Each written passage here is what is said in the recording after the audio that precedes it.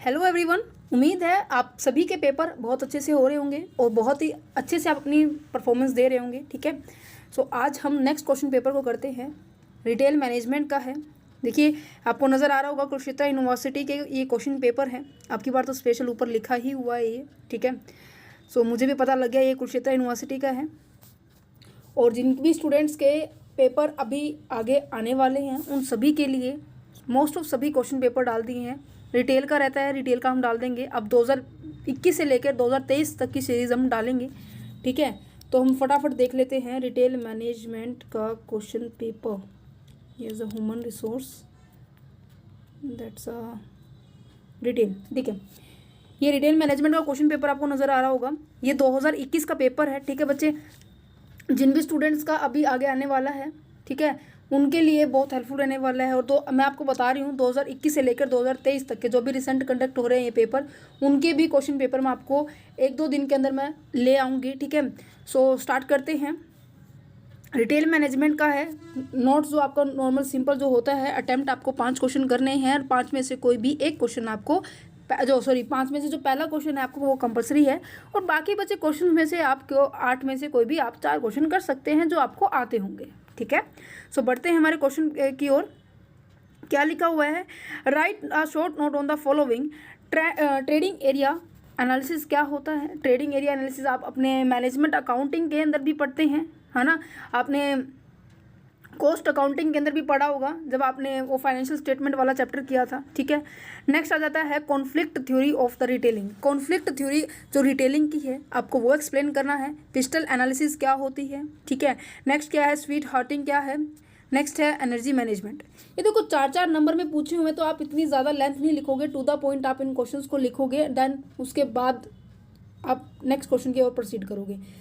Exam के अंदर theory के पेपर को थोड़ा सा अच्छे से रिप्रेजेंट करना आपकी रिस्पॉन्सिबिलिटी बनती है, तभी एग्जामिनर थोड़ा सा अच्छे नंबर देगा। कारण क्या है कि देखो थ्योरी ऐसे लिखते जाओगे, आप अच्छा लिख रहे हो कोई दिक्कत नहीं है, बट अच्छा लिखने का तरीका भी होता है। मैं हर बार आपको क्वेश्चंस पेपर के अंदर बताती हूँ जब मैं अपना सिलेबस करवा देती हूँ। तो जैसे मैंने आपको इनकम टैक्स का जब सिलेबस करवाया है, ठीक है, रिटेल के भी मैंने मेरे हिसाब से 2-3 चैप्टर करवा रखे हैं, वो भी बुक से करवाए हैं।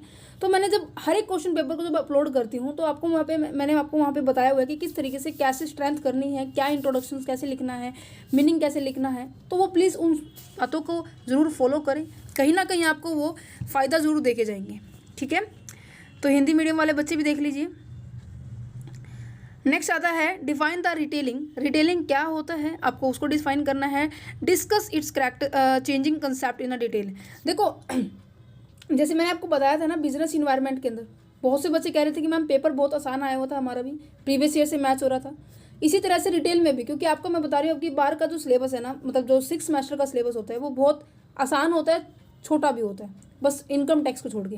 ठीक है, तो इनके अंदर आपके 8 से 10 चैप्टर हैं, तो 8 से 10 में से कोई भी आप 8 चैप्टर भी कर जाओगे ना तो नॉर्मल, या फिर 6 चैप्टर भी कर जाओगे, आसानी से पास हो जाओगे। बट 6 चैप्टर कौन से करना है ये भी इंपॉर्टेंट है कि आपको कौन से करने चाहिए। तो सबसे पहले फर्स्ट ही चैप्टर आपके पूछा हुआ है कि रिटेलिंग क्या होता है। जो रिसेंट आज के टाइम में चेंजेस हो रहे हैं due to their technology, due to there is FDI के कारण, आपको इनके सभी के चेंजेस बताने हैं आज के सेन्योर में क्या चल रहा है इन द रिटेलिंग सेक्टर के अंदर। नेक्स्ट है write a detail note on the strategy planning in a retailing. किस तरीके से आप प्लानिंग करते हैं? Planning is a very much important question, और एवरी टाइम आप देखोगे कि ये बहुत बार रिपीट हुआ है, बहुत ज़्यादा repeated and most important question है ये। नेक्स्ट है what do you mean by the store location. Store location क्या है?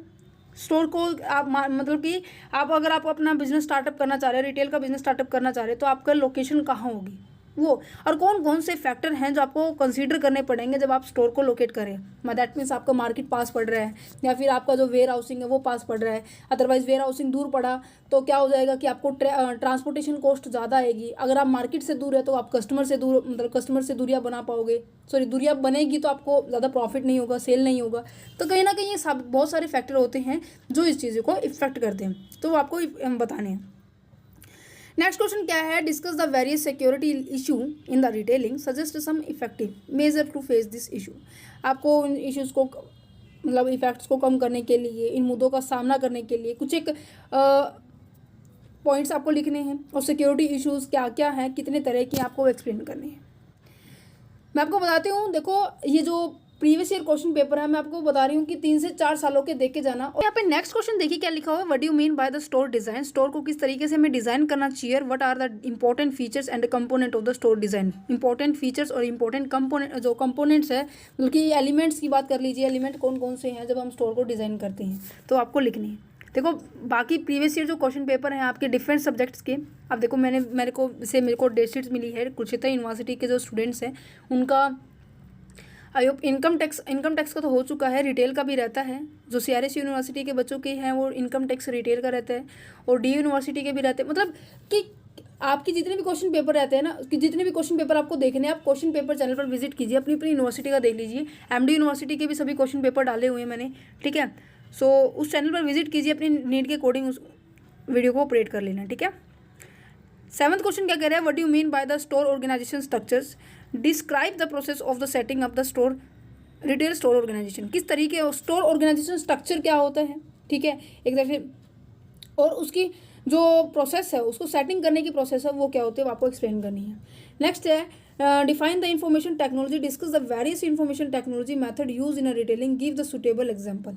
आपको क्या बताना है कि इन्फॉर्मेशन टेक्नोलॉजी, पहली बात तो ये होती क्या है, और इसका रोल भी पूछ सकते हैं आपको एग्जाम के अंदर कि इसका रोल क्या है इन्फॉर्मेशन टेक्नोलॉजी के अंदर, और method use in a retailing के अंदर कौन कौन से मेथड को यूज़ किया गया है, उनको एग्जाम्पल के साथ आपको बताना है। बहुत से बच्चों की खासियत होती है कि जो आपका एग्जाम्पल है ना, आप उसको एग्जाम्पल कभी नहीं दे के आते, एग्जाम्पल जरूर दे के आना चाहिए। पूरा पहले क्वेश्चन को पढ़ो, देना उसका आंसर देना स्टार्ट करो।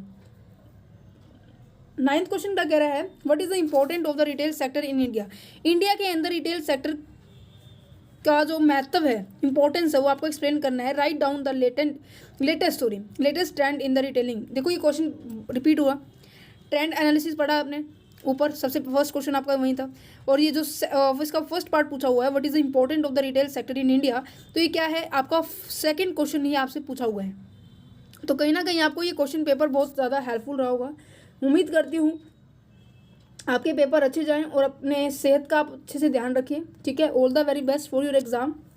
Thank you for watching this video, have a nice day.